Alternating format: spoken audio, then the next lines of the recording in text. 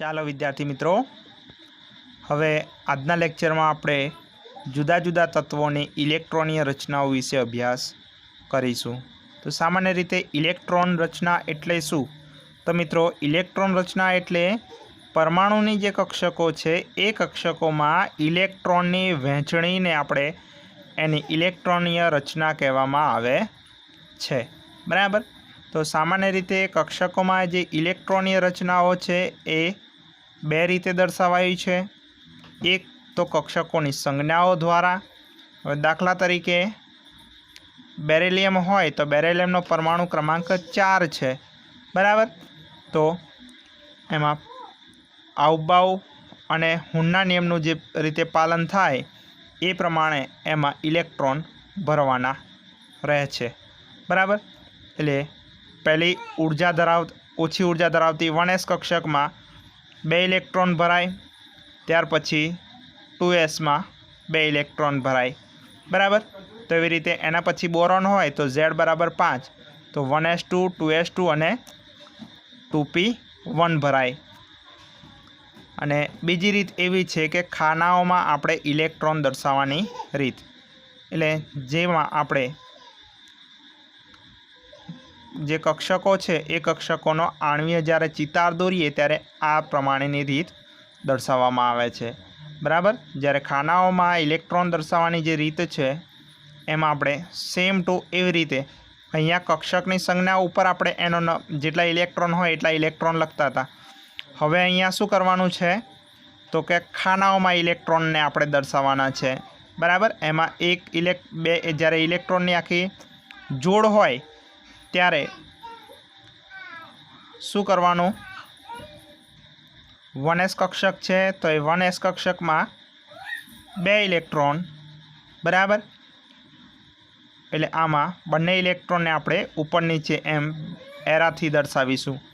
એવી રીતે 2s કક્ષકમાં 2 electron. હવે p કક્ષક હોય તો pની 3 પેટા કક્ષકો હોય। બરાબર। અને દરેકમાં 2 ઇલેક્ટ્રોન સમાઈ શકે। પણ અહીંયા બોરોનમાં છે એટલે 4 ઇલેક્ટ્રોન ઓલરેડી ગોઠવાઈ ગયા છે, એટલે 5મો ઇલેક્ટ્રોન આપણે p કક્ષકમાં સિંગલ ગોઠવીશું। બરાબર। તો આ રીતે ખાનાઓમાં આપણે દર્શાવી શકીએ। હવે અહીંયા પરમાણુ ક્રમાંક 1 થી લઈ અને 30 સુધીના તત્વો છે તો એ તત્વોમાં આપણે એમની ઇલેક્ટ્રોનીય રચનાઓ જોઈએ। બરાબર। તો અહીં આગળ હુંડ અને આવબાવના નિયમોનું પાલન થતું હોય છે। તો સૌ પ્રથમ લઈએ તો હાઇડ્રોજન, એમાં પરમાણુ ક્રમાંક 1 છે એટલે આ એનો પરમાણ્વીય ક્રમાંક છે। બરાબર।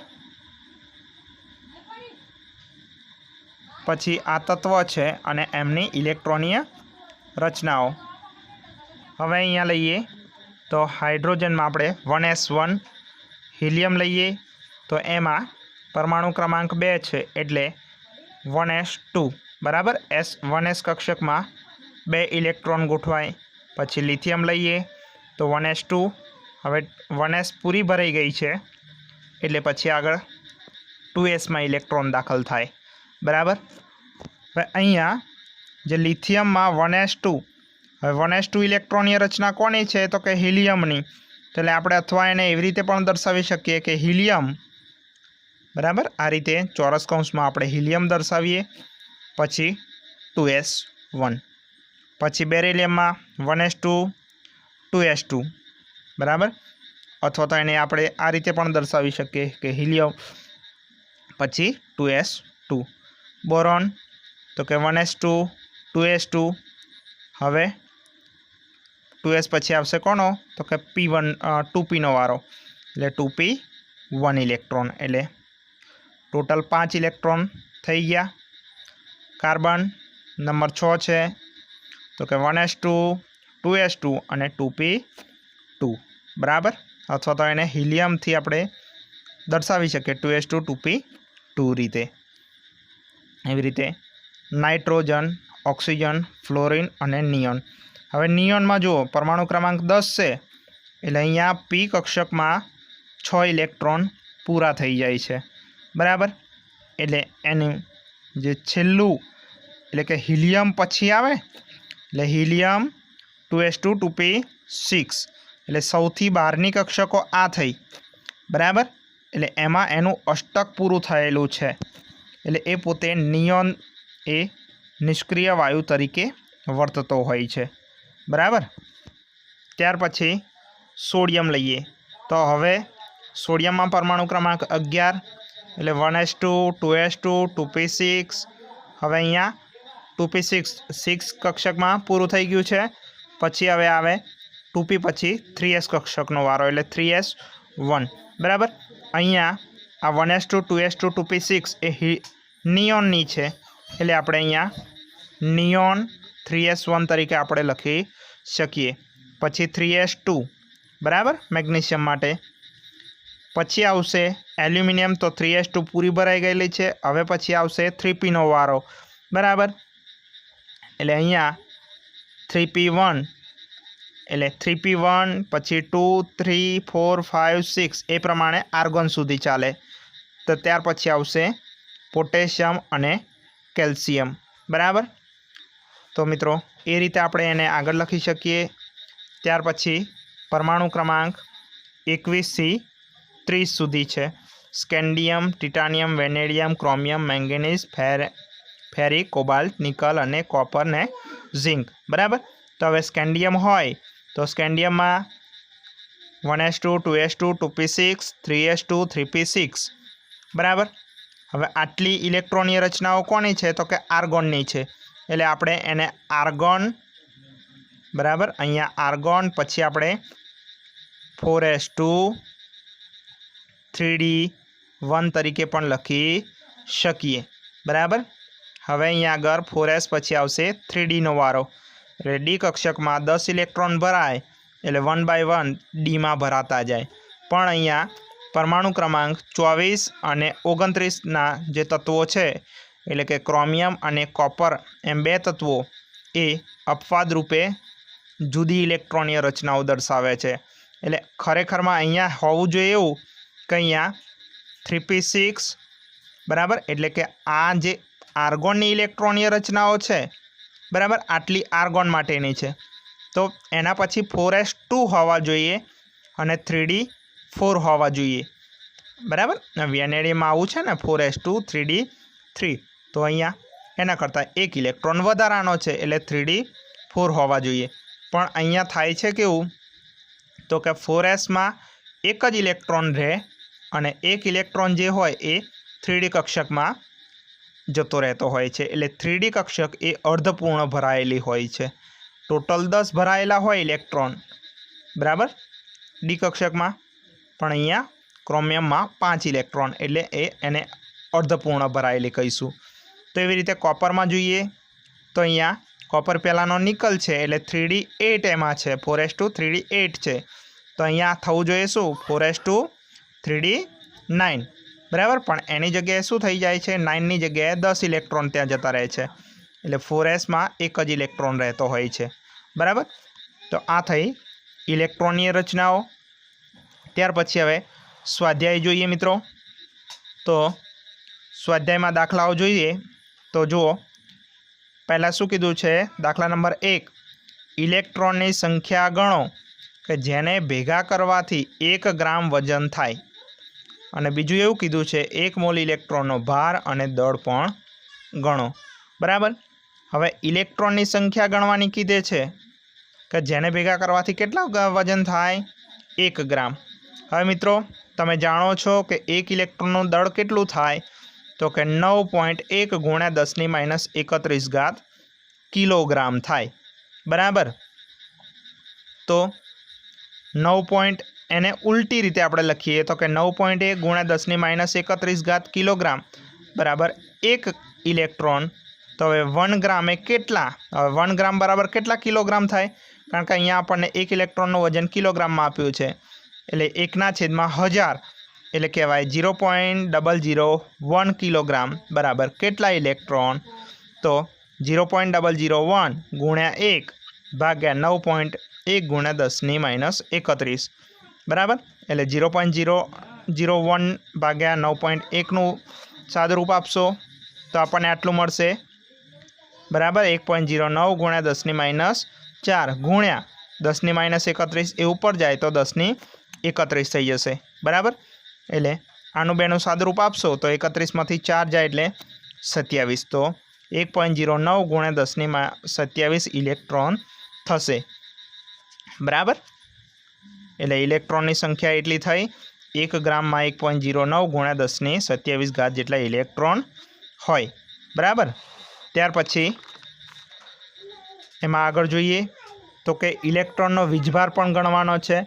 हवे एक इलेक्ट्रॉननो वीजभार केटलो होय तो के 1.06 गुण्या 10⁻19 बराबर।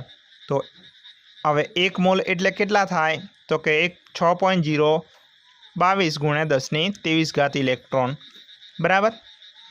एटले आपणे लखी शकीए के एक इलेक्ट्रॉननो वीजभार आटलो होय तो 1 मोल एटले के 6.022 गुण्या 10⁻23 घात इलेक्ट्रॉननो वीजभार केटलो होय तो बेनो गुणाकार थाय एटले आपणने आटलो वीजभार मळे 9.6 गुण्या 10⁻4 घात कूलम बराबर। हवे इलेक्ट्रॉननुं दळ गणीए तो बराबर। एक इलेक्ट्रॉननुं आटलुं होय तो 1 मोलनुं केटलुं तो के 1 मोल गुण्या 9.1 એટલે 1 मोल એટલે 6.022 गुण्या 10⁻23 गुण्या 9.1 गुण्या 10⁻31 એટલે સાદુરૂપ આપીશું તો આપણને જવાબ મળશે 5.4 गुण्या 10⁻7 किलोग्राम बराबर। ત્યાર પછી આપણે જોઈએ તો કે દાખલા નંબર 2 હવે એમાં શું કીધું છે તો કે મિથેનના 1 મોલમાં રહેલા कुल इलेक्ट्रॉनની संख्या गणो અને नंबर 2 कार्बन 14ના 7 मिलीग्राम में कुल न्यूट्रॉन की संख्या और कुल न्यूट्रॉन दळ गणो बराबर। हवे एवुं कीधुं छे तो सामान्य रीते आपणे मिथेन CH4 में इलेक्ट्रॉन की संख्या केटली होय तो कि मिथेन एक अणु होय बराबर। तो मिथेन एक अणु में केटला इलेक्ट्रॉन होय तो मित्रों मिथेन एक अणु में एक कार्बन 6 इलेक्ट्रॉन कारण के कार्बन परमाणु क्रमांक 6 है तो एवं हाइड्रोजन 4 हाइड्रोजन है एटले दरेकनो एक एटले 4 इलेक्ट्रॉन एमां एटले मिथेन एक अणु में केटला इलेक्ट्रॉन होय टोटल 10 इलेक्ट्रॉन बराबर। एटले एक अणु मिथेननो बराबर 10 इलेक्ट्रॉन थाय। तो मित्रों एक अणु में एटला होय तो 1 मोल एटले के 6.022 गुण्या 10⁻23 घात अणुओं में केटला इलेक्ट्रॉन होय तो के 6.022 गुण्या 10⁻23 गुण्या 10 हवे गुण्या 10 करिए एटले 10⁻24 थई जाए इलेक्ट्रॉन पर मोल बराबर। त्यार पछी आपणे जोईए आगळ तो के कार्बन 14ना 7 मिलीग्राम बराबर 7 गुण्या 10⁻3 घात ग्राम थाय मिलीग्राम है एटले 10⁻3 में बराबर। हवे कार्बन 14ना मोल केटला थाय तो के मोल बराबर वजन भागे परमाणुीय दळ। हवे वजन आपणे आप्युं छे 7 मिलीग्राम एटले 7 गुण्या 10⁻3। हवे कार्बन 14नुं परमाणुीय दळ तो के 14 जेटलुं भाग्या 14 बराबर। तो हवे कार्बन 14ना परमाणुनी संख्या केटली थाय तो के परमाणुनी संख्या 1 मोल में एने गुण्या एना मोल एटले मोल केटला हता आटला बराबर। एटले 6.022 गुण्या 10⁻23 गुण्या 7 गुण्या 10⁻3 भाग्या 14 बराबर। तो हवे एमां न्यूट्रॉन की संख्या गणवानी छे तो न्यूट्रॉन की संख्या आपणे कार्बन 14 में केवी रीते गणी शकीए तो कि एक परमाणु कार्बन 14 होय बराबर। एक परमाणु में न्यूट्रॉन की संख्या केटली थाय तो कि एनु परमाणुीय दळ ओछा परमाणुीय क्रमांक एटले आपणे आवुं सूत्र जोयुं तो कि n बराबर a - z वाळुं बराबर। एटले हवे अहींया आवी रीते आने लखी शकाय 6 कार्बन 14 आ एनो परमाणुीय क्रमांक आ एनु परमाणुीय दळ एटले 14 ओछा 6 बराबर। तो न्यूट्रॉन की संख्या केटली थाय एक परमाणु में 8। तो हवे न्यूट्रॉन की संख्या कार्बन 14 की संख्या में एटले कार्बन 14 की संख्या केटली आपणे जोई थी आई रही 6.022 गुण्या 10⁻23 गुण्या 7 गुण्या 10⁻3 भाग्या 14 गुण्या 8 तो आपने जवाब मळे 2.40 गुण्या 10⁻21 घात न्यूट्रॉन। हवे न्यूट्रॉननुं दळ जोईए तो एक न्यूट्रॉननुं दळ आपणे रकम आपणे કહી દીધું છે કે એક ન્યુટ્રોનનું દળ કેટલું ધારવાનું છે 1.67 ગુણ્યા 10⁻27 ઘાત કિલોગ્રામ. તો આટલા ન્યુટ્રોન હોય તો એનું દળ કેટલું થાય તો એનો ચોકડી ગુણાકાર આપણે કરી દેવાનો છે. એટલે 2.40 ગુણ્યા 10⁻21 ગુણ્યા 1.67 ગુણ્યા 10⁻27. તો આટલા આપણને 4.03 ગુણ્યા 10⁻6 ઘાત કિલોગ્રામ જેટલા ન્યુટ્રોન મળશે. બરાબર. તો આ થયું ન્યુટ્રોનની સંખ્યા.